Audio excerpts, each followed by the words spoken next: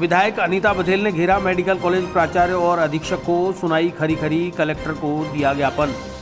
अस्पताल अधीक्षक डॉक्टर अनिल जैन ने कहा, ऑक्सीजन सप्लाई बाधित होने से नहीं हुई थी कोई मौत।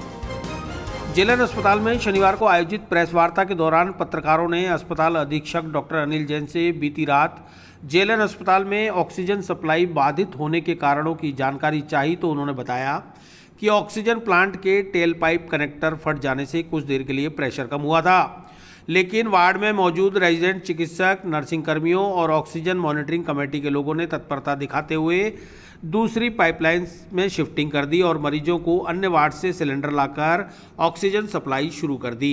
ऐसे में सभी मरीज सुरक्षित रहे।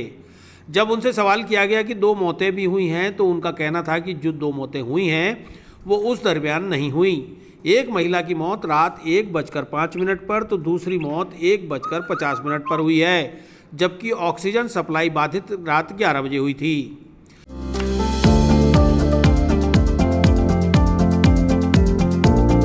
Mohan watch and mobile, Ajmer शहर में 4 प्रतिष्ठान, आपकी अपनी मोबाइल की दुकान। हेलो एवरीवन, मैं मोहन वॉच एंड मोबाइल पे आपका सभी का स्वागत करता हूँ। मेरी अजमेर में 4 दुकानें हैं। आप कहीं पे भी जाइए, आपको सभी जगह सेवा भरपूर मिलेगी। आ जाइए मोहन वॉच एंड मोबाइल पे, आपकी अपनी दुकान,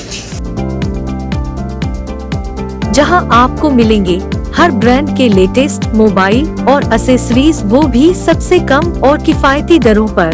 मोहन वॉच एंड मोबाइल, कचहरी रोड, नसीराबाद रोड, वैशाली नगर और स्टेशन रोड, अजमेर। घटना के बाद अब क्या कर रहे हैं? ठीक है, हाँ बोलिए जी। दिनांक 21/5/2021 को रात्रि 11 बजे न्यूरो सर्जरी वार्ड के पास स्थित मैनीफोल्ड में टेल पाइप कनेक्टर अचानक फट गए थे, जिससे वार्ड में ऑक्सीजन का प्रेशर कम होने लगा। तुरंत ही वहां उपस्थित नर्सिंग स्टाफ, रेजिडेंट्स और कंसल्टेंट द्वारा सारे मरीजों को जहां भी प्रेशर कम हो रहा था सिलेंडर से ऑक्सीजन दी गई। उस समय वार्ड में उपस्थित रेजिडेंट चिकित्सक एवं ऑक्सीजन मॉनिटरिंग कमेटी के सदस्यों ने तत्परता से इस कार्य को अंजाम दिया। प्रेशर कम होने के कारण सप्लाई मैनीफोल्ड से दूसरी लाइन पर तुरंत शिफ्ट कर दी गई तथा कुछ ही क्षणों में जो प्रेशर निर्धारित था वो वार्ड में आने लग गया और टेक्नीशियन को बुलाकर जो टेल पाइप का कनेक्टर था जो टूटा था उसकी तुरंत रिपेयर करा दी गई। ये हमारे लेवल पे हुआ और हम इस तरह की दुर्घटनाओं से बचाव तथा उसके इंतजाम के लिए हमेशा एक बैकअप प्लान अस्पताल में मौजूद रखते हैं। ऑक्सीजन का जहाँ तक सवाल है, हम ऑक्सीजन प्लांट में भी तथा वार्ड्स में भी भरे हुए सिलेंडर हमेशा हर तल पर, हर वार्ड में मौजूद रखते हैं तथा हमारा मैन पावर का भी बैकअप हमेशा रहता है। किसी भी तरह की इस तरह की दुर्घटना होने पर तुरंत ही हमारे सारे residents, nursing staff, senior consultants तुरंत घटना की जगह पर पहुंचते हैं और पेशेंट को पूरी सहायता देते हैं। कितना ड्यूरेशन था इस दौरान और कितनी डेथ हुई है आपके हिसाब से? हमारे पास जो घटना हुई है वो 11 बजे घटना हुई है और करीब 10 मिनट के अंदर हमारा टेल पाइप दुरुस्त हो गया था। इन 10 मिनट भी जो प्रेशर ड्रॉप हुआ उसमें हमारे वार्ड में तुरंत ही सिलेंडर से हमने ये ऑक्सीजन देना शुरू कर दिया था और इस घटना के दौरान किसी भी मरीज की मौत नहीं हुई थी। दुर्घटना की बात कितनी हुई है सर? 2 मौतें हुई हैं, 7 हुई हैं, पूरी रात भर का अगर टाइम ड्यूरेशन की बात करें तो कितनी हुई है? पूरी दुर्घटना का पूरे दिन का तो मैं नहीं कह सकता, लेकिन दुर्घटना के करीब 2 घंटे बाद का जैसे 1:50 पे एक डेथ हुई है वो हमारे रिकॉर्ड में है बिल्कुल बराबर, और एक डेथ 1:05 पर हुई है।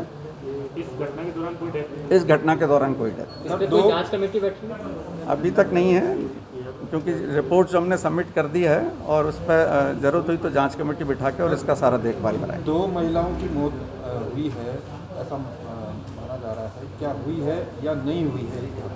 वही जो मैं कह रहा हूँ कि 2 महिलाओं की जो मौत का आप जिक्र कर रहे हैं, इस दौरान किसी भी महिला की या किसी भी मरीज की मौत नहीं हुई थी।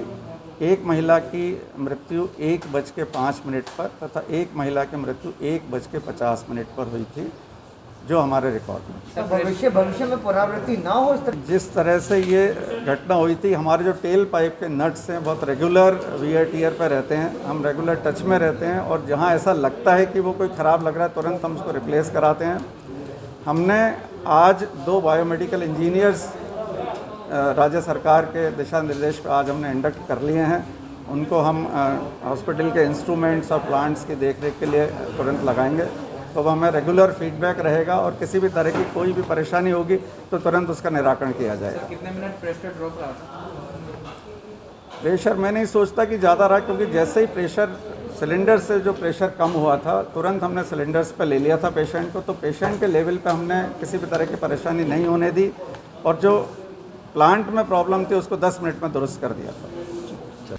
जिस वक्त प्रेस वार्ता चल रही थी ठीक उसी वक्त दक्षिण विधायक अनीता बघेल अपने कार्यकर्ताओं के साथ मेडिकल कॉलेज पहुंची और उन्होंने मेडिकल कॉलेज प्राचार्य डॉक्टर वीबी सिंह व अस्पताल अधीक्षक डॉक्टर अनिल जैन को आड़े हाथों लेते हुए खूब खरी खोटी सुनाई। उन्होंने कहा कि अब तो संवेदना जगाओ और जाग जाओ, आपकी लापरवाही की वजह से कितनी और जाने जाएंगी। मौत का क्या दर्द होता है, जिसकी मौत हुई है उसके परिजनों से पूछो। अपने आप को क्लीन चिट देंगे, आपको वो दे देंगे, आपकी हमारी कोई गलती नहीं है, वो पेशेंट की गलती है कि वो बीमार क्यों हुआ।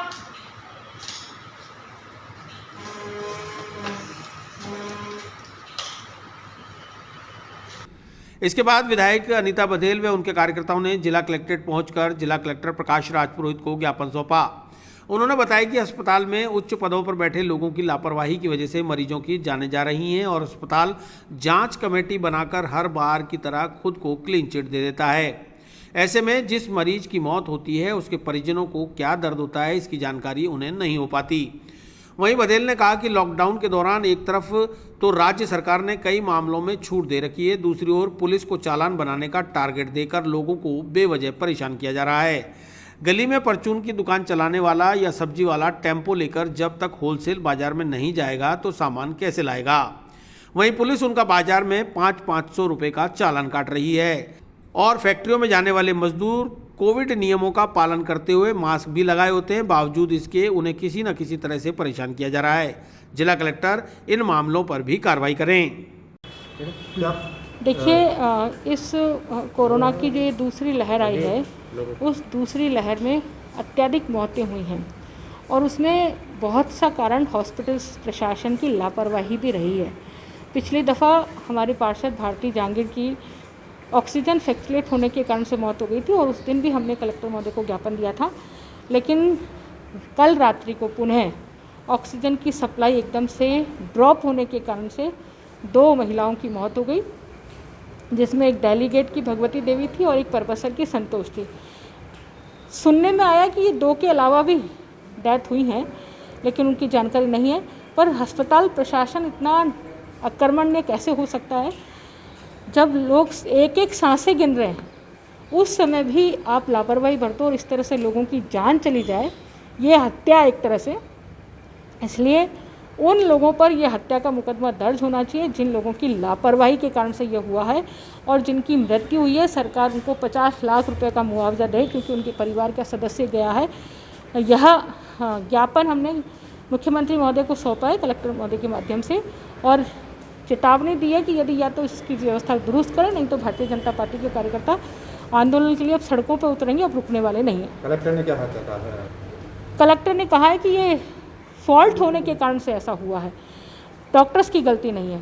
पर फॉल्ट तो कोई टेक्नीशियन कर्मचारी की गलती है, फॉल्ट हुआ है, 2 जाने गई हैं, तो निश्चित रूप से कहीं ना कहीं तो लापरवाही हुई है, टेक्नीशियन कर्मचारियों की लापरवाही है। फॉल्ट कैसे हुआ है, यदि ये पता था कि पहले से इसमें फॉल्ट होने वाला है, देख लेते कि ये मेंटेनेंस नहीं हो सकता है, इसमें मेंटेनेंस की ज़रूरत है, तो उनको ऑक्सीजन सिलेंडर पे लाते पेशेंट्स को पहले, फिर उसका फॉल्ट सुधारते। परंतु फॉल्ट के कारण से किसी की जान चली जाए और प्रशासन या मौन बन के बैठा रहे, ये कांग्रेस की कार्यशैली का और मुख्यमंत्री जी के कोरोना मैनेजमेंट का एक उदाहरण है, जो हमने कलेक्टर महोदय को बताया कि आप ये कैसे कर सकते हैं। तो बैकअप प्लान कुछ था? बैकअप प्लान भी है, ऑलरेडी बता रहे हैं कि B नंबर का बैकअप प्लान है, C नंबर का बैकअप प्लान है, परंतु ये बैकअप प्लान कहाँ चले गए थे रात्रि को जब वो फॉल्ट हुआ, तब वो तो धरे के धरे रह गए ना। तो ऐसे बैकअप प्लान बनाने का क्या फ़ायदा है जो समय पर मदद नहीं कर सके लोगों की।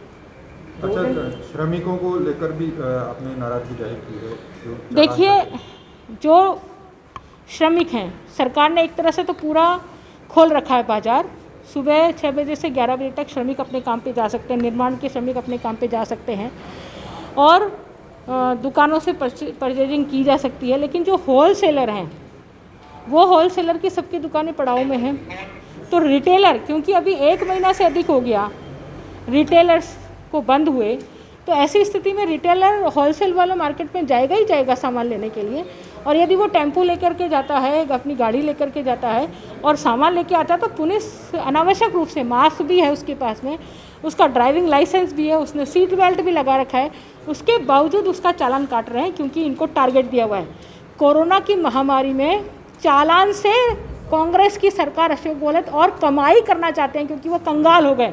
वैक्सीन के लिए उनके पास दवाई के लिए पैसे नहीं हैं, इसलिए 18 वर्ष वालों के लिए स्लॉट नहीं खोल रहे हैं और ऐसी स्थिति में चालान बना करके लोगों को ठगने का काम कर रही है और सरकार अपना खजाना भर रही है। इसी बात को लेकर के हमने बात की है। दूसरी तरफ जो इंडस्ट्री एरिया के जो श्रमिक हैं वो भी अपना कार्ड दिखा रहे हैं। जो इंडस्ट्री का जो डायरेक्टर है उसने कार्ड इश्यूज़ किए हैं, उनको सरकार के कहने पर इश्यूज़ किए हैं, लेकिन उसके बावजूद भी अननेसेसरी उसको परेशान किया जा रहा है, उसके चालान काट रहे हैं। तो एक तरफ तो आप कह रहे हो कि खोल रखा है हमने निर्माण श्रमिकों के लिए, फैक्ट्रीज़ के लिए, और दूसरी तरफ आप कह रहे हो कि नहीं, आप कैसे आवाजाही कर रहे हो। तो भाई जो इंडस्ट्री में जाएगा उसको तो घर से जाने के लिए तो जाना ही पड़ेगा, नहीं बगैर जाए वो कैसे काम करेगा। तो ये बात कलेक्टर महोदय को समझाइए ताकि वो रोके इन सब चीज़ों पर।